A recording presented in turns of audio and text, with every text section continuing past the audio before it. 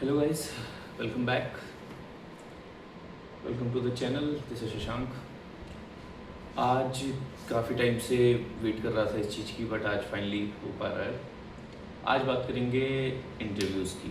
KVS NVS interview series यहाँ से start होगी, क्योंकि ये थोड़ा टॉपिक बड़ा है, लेंदी हो सकता है। मैं इसको सोच रहा हूँ मल्टीपल पार्ट्स में ब्रेक करके ले आऊँ, क्योंकि इसका थोड़ा वाइड रेंज काफ़ी ज़्यादा है, काफ़ी चीज़ें इसमें डिस्कस करने को। डिस्क्लेमर है, ये चीज़ें मैं खुद के एक्सपीरियंसेस और जो कि मुझे ऑप्टिमल लग रहा है टाइम के हिसाब से समझ आ रहा है, जो कि पॉसिबल है ह्यूमनली एज अ स्टूडेंट, उसको सोच समझ के उसी हिसाब से मैं बता रहा हूँ। और ये वही चीज़ें होंगी जो मैं खुद के प्रिपरेशन में भी इम्प्लीमेंट करूँगा। सो या दैट्स ये है कि मतलब जो भी मैं बता रहा हूँ ऑनेस्टी के साथ, ये मैं खुद भी इम्प्लीमेंट करने वाला हूँ। सो यहाँ पे आप ट्रस्ट कर सकते हैं मुझ पर। देखिए, इंटरव्यू में काफ़ी चीज़ें मैटर करेंगी वैसे तो, बट मैं देख रहा हूँ ज़्यादा काफ़ी हद तक जो यूट्यूब वगैरह पर कंटेंट मुझे दिख रहा है काफ़ी ओवरवेलमिंग है। हर पॉइंट को इतना ज़्यादा खींच के बड़ा कर दिया जा रहा है कि मतलब दिमाग ऐसा लग रहा है यार क्या क्या ही हो पाएगा। मुझे वो अप्रोच सही नहीं लग रही। ऑब्वियसली उसको क्रिटिसिज्म हो, मेरा पर्सनल क्रिटिसिज्म है, बट जिसको समझ में आ रहा है वो देख सकता है। और भी वीडियोज़ और आपको देखने चाहिए, काम की चीज़ें भी हैं वहाँ पे। बट काफ़ी ओवरवेलमिंग सा लग रहा है, हर पॉइंट के पीछे इतना घुस जाना बहुत दिक्कत वाली चीज़ है। इतना अभी ह्यूमनली पॉसिबल नहीं है कि उसी में लगे रहें हम। तो आज मेरा जो फोकस रहेगा इसमें, हमेशा जनरल टू स्पेसिफिक की तरफ जाएंगे हम इस वीडियो के थ्रू। पहले उन बातों पे फोकस करेंगे जो कि जनरल है, कॉमन है, हर सब्जेक्ट के लिए, हर बच्चे के लिए, किसी भी क्लास के टीचर जो बनने की, चाहे PRT हो, TTT PDT हो, हर जगह इनकी इंपॉर्टेंस होगी। पहले उससे शुरू करेंगे, फिर धीरे धीरे स्पेसिफिक टॉपिक की तरफ बढ़ेंगे। पहला टॉपिक आई थिंक सबको सबसे बड़ा जो कि टॉपिक है, मैं पहले भी कई बार बता चुका हूँ, कंटेंट पे, अपनी नॉलेज पे, सब्जेक्ट नॉलेज पे वर्क कीजिए। उसका तो कोई तोड़ ही नहीं है। 60 to 70% सब कुछ मैटर करेगा आपके कंटेंट नॉलेज पे ही। वो कई बार बता चुका हूँ और इस पर मैं बार बार कह रहा हूँ, इस पर प्लीज़ वर्क कीजिए। उसी के अराउंड आपका सारा इंटरव्यू घूमेगा घूम फिर के, क्योंकि जो बाकी के प्रोसेसेस हैं वो डिपेंड करेंगी आपके नॉलेज पे। नॉलेज वाले पार्ट में आप वीक हो गए तो बाकी जितना भी रंगो रोदन आपने किया हुआ है पर्सनैलिटी को लेके, सब कुछ लेके, वो सब वहीं धरा का धरा रह जाएगा, क्योंकि फिर वो इम्प्रेशन अच्छा नहीं जाएगा टीचर के ऊपर, जो भी इंटरव्यू पैनल है। अब नॉलेज के कई सब सेक्शंस भी आते हैं, आज उनके बारे में बात करेंगे। देखिए, सब्जेक्ट तो आपको अपना पढ़ना ही है। बुक्स को लेके, अगर आपके सब्जेक्ट की, आपकी क्लास की नई NCERTs आ गई हैं तो यस, उनको पढ़िए, कोशिश करिए उनको पढ़ने की। एंड मुश्किल नहीं है, काफ़ी बच्चे इसको अवॉइड करना चाह रहे हैं, मुझे समझ में आ रहा है क्या रीज़न है, बट मैं कहूँगा मत अवॉइड कीजिए, क्योंकि मैंने देख ली हैं तो मैं कह रहा हूँ इतना मुश्किल नहीं है। देखिए, कंटेंट का पार्ट सेम ही है, 90% चीज़ें सेम ही है। अब मैं जैसे समझ लो मेरा सब्जेक्ट SST का है। SST में हिस्ट्री में तुम क्या चेंज कर दोगे? डेट्स चेंज होंगी नहीं, चीज़ें चेंज होंगी नहीं, हिस्टोरिकल जो चीज़ें हुई थी, ऑकरेंसेस, टाइमलाइन, जो लोग इन्वॉल्व थे, वो तो कुछ चेंज हो नहीं रहा, सब कुछ तो वही है। उसमें वो आपको पढ़ना ही नहीं है एक्चुअली। जब मैं बोल रहा हूँ कि आपको बुक्स देखनी है, तो बुक्स का मतलब आपको फैक्ट्स नहीं रखने हैं, उसके फैक्ट्स सेम ही है जो पहले की बुक्स में थे। वो कैसे चेंज हो जाएंगे? हिस्ट्री थोड़ी ना बदल जाएगी, चाहे कोई सब्जेक्ट हो, वो चीज़ें नहीं चेंज होती। आपको देखना है कि एक्चुअली जो पेडागॉजिकल चेंजेस क्या आए हैं बुक में, कि कैसे कॉन्टेक्स्ट चेंज हो रहा है, क्या नीड थी नई बुक्स की, और कैसे डिफरेंट है वो बुक से as a teaching point of view, as a student point of view. आपको ये देखना है कि क्या चेंजेस आए हैं, कंपैरिजन। तो सबसे पहले आप बुक्स डाउनलोड करेंगे, NCERT की साइट्स पे अवेलेबल हैं, आराम से मिल जाएगा। आप उसका प्रेफेस पढ़ेंगे, आपको प्रेफेस पढ़ना है, एक्नॉलेजमेंट पढ़ना है, और जो फ्रंट की चीज़ें होती हैं उनको आप पढ़ेंगे। उनमें बहुत अच्छे से एक्सप्लेन किया गया है कि नीड क्या थी बुक्स की, क्या चेंजेस आए हैं, कैसे डिफरेंट टीचिंग मेथोडोलॉजीज़ को उसमें इन्वॉल्व किया गया है, और क्या एक्सपेक्ट किया जा रहा है बच्चों से और टीचर्स से इन बुक्स के लिए। जैसे आप कुछ चीज़ें आपको एकदम क्लियर होंगी, जैसे जब आप बुक्स खोलेंगे, चैप्टर खोलते हैं, लेट्स सी, तो अगर आपने नोटिस किया होगा पहले की NCERTs में अक्सर या तो डायग्राम्स या तो किसी स्टोरी के स्टडी से स्टार्ट होता था लिखित फॉर्मेट में, कि ये राम है, इस विलेज का है। ज्योग्राफी की बुक में मुझे याद है कि ऐसा कुछ था कि ये श्याम और ये ऐसे जा रहे हैं, ये कहीं पहाड़ी साइड में की ट्रैकिंग पे जा रहे हैं। तो इनको रास्ते में झरने दिखाई दे रहे हैं, स्टीप माउंटेन्स दिखाई दे रही हैं, खाई दिखाई दे रही हैं, ओक मॉस या टीक या साल जैसे इनको पेड़ दिखाई दिए, ऐसे लोग दिखाई दिए, ऐसे घर दिखाई दे रहे हैं। फिर पूछता था कि एंड में कि तो जज करिए कि कहाँ किस एरिया की बात हो रही होगी जहाँ पे ये घूमने गया है, ऐसा कुछ। तो देखिए अच्छा अप्रोच था, स्टोरी टेलिंग है, कनेक्ट करने की कोशिश की है। बट अगर सोच के देखिए इसमें काफ़ी हद तक आपकी प्रीवियस नॉलेज का काफ़ी इंपॉर्टेंस हो जा रहा है। अगर आपको नहीं पता कि टीक या साल का पेड़ किधर पाया जाता है, किस टाइप के इन्वायरमेंट में पाया जाता है, तो शायद आप उतना कनेक्ट ना कर पाएँ। अगर आपकी ज्योग्राफी की स्किल्स नहीं इतने स्ट्रांग हैं कि आपको समझ में आए कि भाई जो रिवर्स होती हैं या झरने होते हैं वो ज़्यादातर अर्ली स्टेजेस में होते हैं रिवर्स के, जो हाई माउंटेन्स में, ताकि स्टीप जहाँ पे वैलीज होती हैं, और जब थोड़ा थोड़ा मिड अपने यूथफुल स्टेज में होती है तब, उसके बाद से जब आप मिडिल एजेस में आते हैं रिवर के कोर्स में, ग्राउंड पे थोड़ा थोड़ा, तो फिर मियांडरिंग दिखाई देती है। ये चीज़ें कॉन्सेप्ट आपको याद होना चाहिए पहले से, तब जाके शायद ज़्यादा आप कनेक्ट कर पाएंगे। इस अप्रोच को थोड़ा चेंज दिखाई दे रहा है। और जो पिक्चर्स भी पहले यूज़ करते थे काफ़ी कार्टूनिश वाली, वो हैंड ड्रॉन टाइप की पिक्चर्स यूज़ होती थी। नई बुक्स में आपको प्रॉपर हाई डेफिनेशन फ़ोटोज़ मिलेंगे, रियल फ़ोटोज़ ज़्यादा मिलेंगी आपको, और उनका कॉन्सेप्ट अलग सा है। वो ऐसे आपसे पूछेंगे कि एनालाइज करिए इस पिक्चर को देख के आपको क्या इन्फ्लुएंसेस दिखाई दे रहे हैं यहाँ पे। कि एक पिक्चर है, वहाँ पे एक कच्चा मकान बना हुआ है बैम्बू हट का, तालाब है, ग्रीनरी है, एक पक्की रोड भी है, एक कच्ची रोड है। तो उनसे आपकी क्रिएटिविटी चेक कर रहे हैं, ना कि नॉलेज, कि आप इन्फ्लुएंसेस निकालिए। यहाँ से लिखा है बॉक्सेस में कि यहाँ के जो लोग होंगे, क्या लगता है आपको इनका ऑक्यूपेशन क्या होगा, यहाँ की लाइफस्टाइल क्या होगी, इस रोड की क्या इंपॉर्टेंस है, ये कच्चा रोड बाकी है, एक पक्की रोड है, ऐसा क्यों हुआ होगा, क्या ज़रूरत पड़ी होगी, और ऐसे टाइप की चीज़ें। ये कल्चर जैसे, ये आपसे नॉलेज नहीं पूछ रहा कि तुम बताओ, सही गलत का कॉन्सेप्ट नहीं है यहाँ पे। यहाँ बुक्स का है कि आप पहले अपनी क्रिएटिविटी लगाएं, चीज़ों को ऑब्जर्व करें और उनसे सीखने की कोशिश करें कि क्या अभी सोच पा रहा है, फिर उस पर डिस्कशन होगा। एक और बुक्स में नया अप्रोच दिख रहा है जो क्वेश्चंस का, जो पहले बॉक्सेस में क्वेश्चंस कीवर्ड्स होते थे वो तो अभी भी हैं, बट देखिए उनको आप पढ़ेंगे ना, उसमें आपको मिलेगा प्रेफेस में कि 3 तरीके से लिखा गया है। एक पार्ट है लेट्स एक्सप्लोर, जो कि मैंने अभी एग्जांपल दिया आपको, कि एक पिक्चर है उसमें एक्सप्लोर करने के लिए बताया कि अच्छा क्या क्या हो सकता है। एक है लेट्स रिकॉल, वो नॉलेज चेक करने का पार्ट है कि जैसे मान लिया आपने कोई यूनिट पढ़ ली, अब उससे रिलेटेड क्वेश्चंस हैं, वो पूछ सकता है, फैक्ट्स पूछ सकता है कि अच्छा ऐसा क्यों हुआ था या कब हुआ था, वो लेट्स रिकॉल वाला पार्ट है, ये क्वेश्चंस हैं।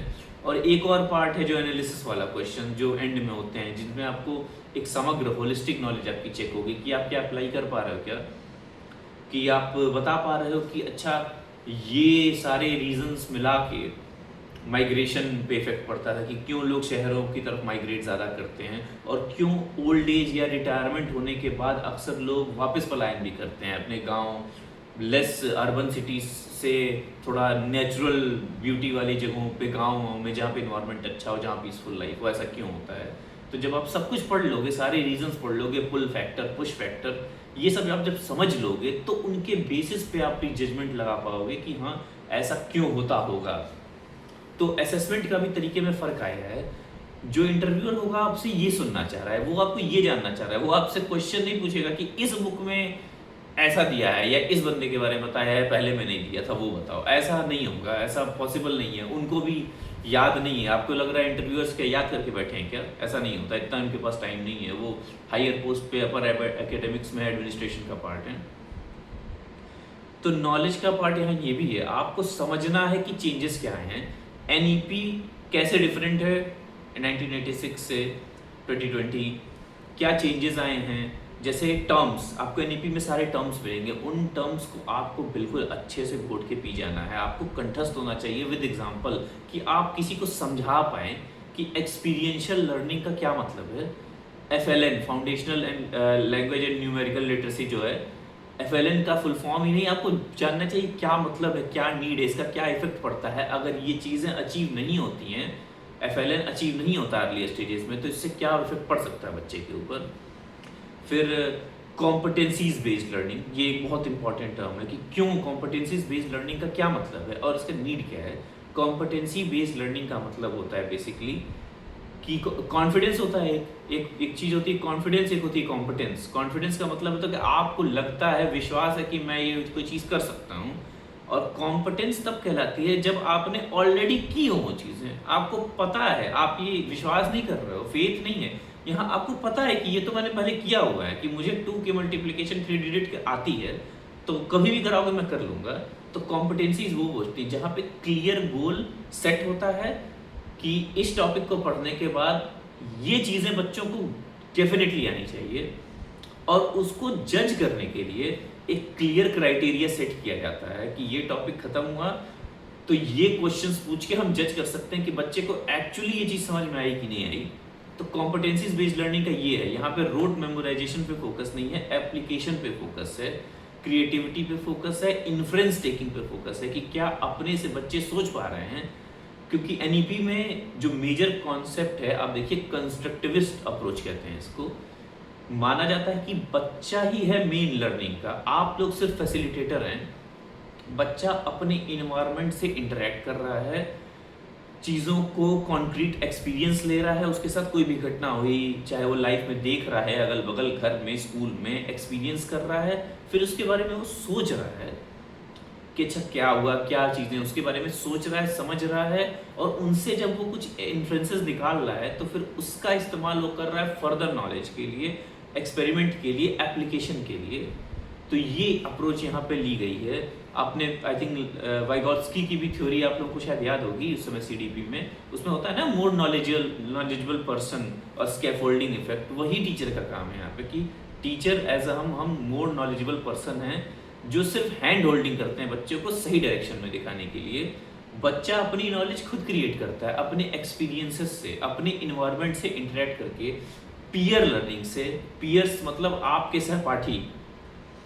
तो ये भी है, देखिए आपको टर्म मिलेगा एनईपी में, पीयर बेस्ड असेसमेंट, कि एक दूसरे का हम टेस्ट लेंगे, एक दूसरे से डिस्कशन करेंगे, एक दूसरे का से नॉलेज चेक करेंगे। और यहाँ फोकस कंपटीशन पे नहीं है, एनईपी में फोकस है कोलैबोरेशन एंड कोऑपरेशन पे। बच्चे एक दूसरे को जज नहीं करेंगे, बच्चे डिस्कशन करेंगे। मार्किंग पे फोकस नहीं है। फॉर्मेटिव जो असेसमेंट्स होते हैं, जो एग्जाम्स होते हैं, उन पे नंबर की फोकस नहीं है, उस पर फोकस है कि क्या जो यूनिट्स कंप्लीट हैं उसकी अंडरस्टैंडिंग बच्चे को कितनी आई है। और फॉर्मेटिव के बेसिस पे टीचर का काम है जजमेंट लगाना कि कहाँ कौन लैग कर रहा है, फिर हम उसमें रेमेडियल टीचिंग करेंगे। तो कुल मिला के यहाँ अप्रोच चेंज हुआ है, ना कि कंटेंट।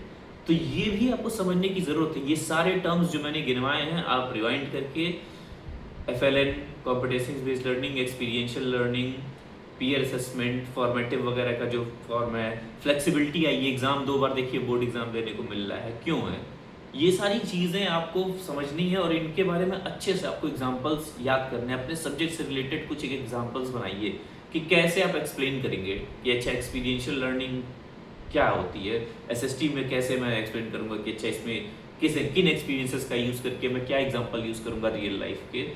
अगर आप इंग्लिश के हैं तो आप यूज़ करेंगे कि कैसे गेम्स बनाए जा सकते हैं प्रोवर्ब्स लर्निंग के, कैसे छोटे छोटे बच्चों से इंटरेक्ट कर सकते हैं। बबल वाला स्टाइल होता है कि जैसे कॉमिक्स में होता है ना, ऐसे बबल बना के लिखा होता है स्पीच को।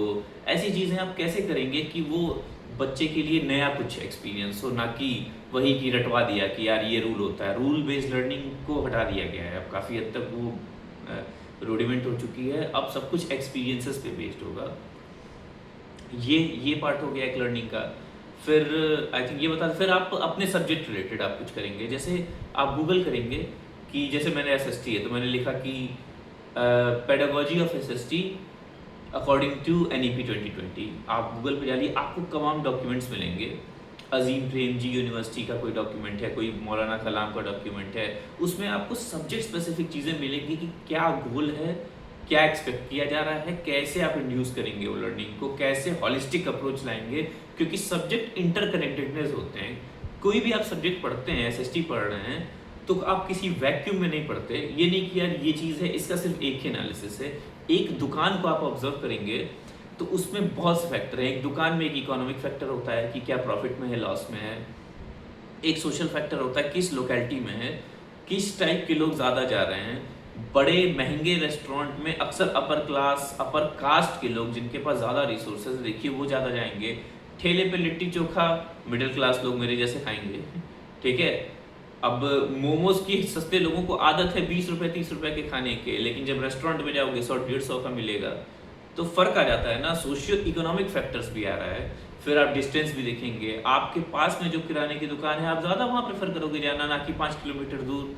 तो कोई भी चीज़ जो लाइफ में घटना घटित हो रही है वो एक वैक्यूम में नहीं होती, उसके कई सारे फैक्टर्स होते हैं। तो ये अप्रोच आपको टीचिंग में ले आनी है, ताकि बच्चे की हॉलिस्टिक डेवलपमेंट, तो हॉलिस्टिक वर्ड्स बार बार यूज़ हुआ है कि बच्चा एक्सपीरियंसेस को पूरे तरीके से सभी आयामों के साथ समझे। इस पे आपको वर्क करना है, ये चीज़ें आपको समझनी है। उन डॉक्यूमेंट्स को पढ़िए, काफ़ी चीज़ें आपको मिलेंगी। एसएसटी के जो स्टूडेंट्स हैं, मेरे पास एक डॉक्यूमेंट है, मुझे अच्छा मिला है, मैं वो टेलीग्राम ग्रुप पे, आपको लिंक होगी, चैनल पे मेरी लिंक है, उसमें मैं शेयर कर दूंगा, आप वहाँ से देख सकते हैं। और इंग्लिश का भी, इंग्लिश सब्जेक्ट वालों का भी मुझे मिला है, मैं वो भी डाल दूंगा। अगर आप में से कोई इंग्लिश का हो तो आप उसको देख सकते हैं। बाकी सब्जेक्ट्स का तो अभी मुझे नहीं मिल पाया है, मैं खोज रहा हूँ। और एक स्क्रीनशॉट भी है, मैं वो आपको भेजूंगा। मैंने इंग्लिश में मिला था, मैंने उसको हिंदी में भी कन्वर्ट कर दिया है, मैं वो शेयर करूंगा ग्रुप में। वो एक्सपीरियंशियल लर्निंग के बारे में है कि क्या उसका मतलब है, या कॉम्पिटेंसीज बेस्ड लर्निंग का, और उसके स्टेप्स हैं 3 4, वो उनमें मेंशन है। तो उन चीज़ों को देखिए, उनको समझिए, इसकी अंडरस्टैंडिंग बनाइए। तो अभी के लिए, इस वीडियो के लिए खैर इतना काफ़ी है। पहले इस पर वर्क कीजिए, जो डाउट्स आपको हो रहे हो आप लिखिए कमेंट्स में, मैं उसका कुछ सोल्यूशन जहाँ तक मेरे बस का होगा मैं आपको दूंगा। इसके नेक्स्ट वीडियो में हम बात करेंगे थोड़ा और चीज़ें, जनरल और चीज़ें, जैसे इंट्रोडक्शन वाला पार्ट हो गया, सेल्फ नॉलेज की बात होगी, आपकी हॉबीज़, आपकी स्किल्स, इनके बारे में कैसे क्वेश्चंस हो सकते हैं और क्या आपको फोकस रखना है इन चीज़ों, ये क्योंकि ये भी सबके लिए कॉमन है। तो जनरल टू स्पेसिफिक चलेंगे। इस वीडियो में इतना ही। आई होप आप सबको अच्छा लगा हो, अप्लाई कीजिए इन नॉलेज को। नेक्स्ट वीडियो में मिलेंगे और बाकी आगे की चीज़ों के बारे में डिस्कस करेंगे। So thank you very much, take care.